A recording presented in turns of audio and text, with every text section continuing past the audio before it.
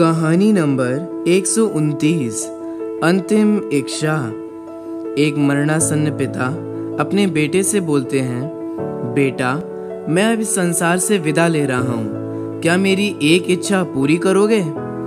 शराबी पुत्र बोला, पिताजी, मुझे शराब छोड़ने के लिए मत कहना, बाकी आप जो कहेंगे वह मैं अवश्य करूँगा। पिता ने कहा, मेरी मृत्यु के बाद तुझे नगर सेठ का तिलक किया जाएगा। मेरी इच्छा है कि वह तिलक शहर के सबसे बड़े शराबी के द्वारा हो। इस पर बेटा बोलता है, आपकी अंतिम इच्छा अवश्य पूर्ण करूंगा, निश्चिंत रहिए पिताजी। नगर सेठ चल बसे। तिलक समारोह का आयोजन किया गया। शहर के सब शराबी उपस्थित हुए। सबसे बड़े शराबी का चयन कैसे किया जाए, यह एक बड़ी समस्या थी। बाद में ये निश्चित किया गया कि सभी शराबी अपने अपने अनुभव बताएंगे। जो सबसे बड़ा शराबी साबित होगा वह सेठ पुत्र को नगर सेठ का तिलक करेगा। एक शराबी खड़ा होकर बोला, मेरे पिताजी इस नगर के लखपति सेठ थे, पर मैंने शराब देवता के चरणों में सारी संपत्ति भेंट चढ़ा दी।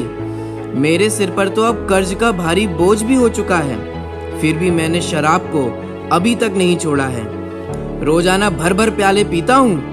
मैं अपना दावा पेश करता हूँ कि मैं ही सबसे बड़ा शराबी हूँ, अतः तिलक करने का अधिकारी मैं ही हूँ। दूसरा शराबी झूमते हुए बोला, अरे मेरे पिताजी को तो करोड़ों की जायदाद थी, वह तो मैंने निपटा ही दी, पत्नी के जेवर भी बेच डाले, फिर भी चिर संगिनी शराब से नाता जोड़े हुए हूँ, अतः तिलक करने का अधिकार तो मुझे ही है।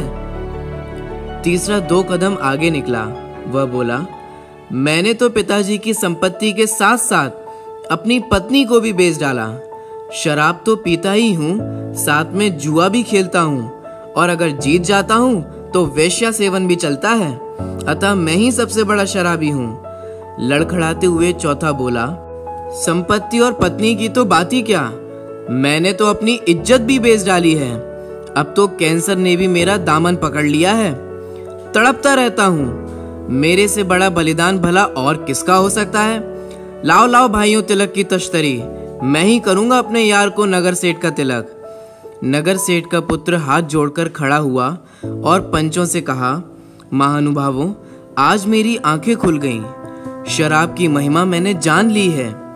आज से कान पकड़ता हूँ, शराब को भूल कर भी हाथ नहीं लगाऊंगा, शराब के पास भी नहीं, शराबियों की संगति भी नहीं करूंगा।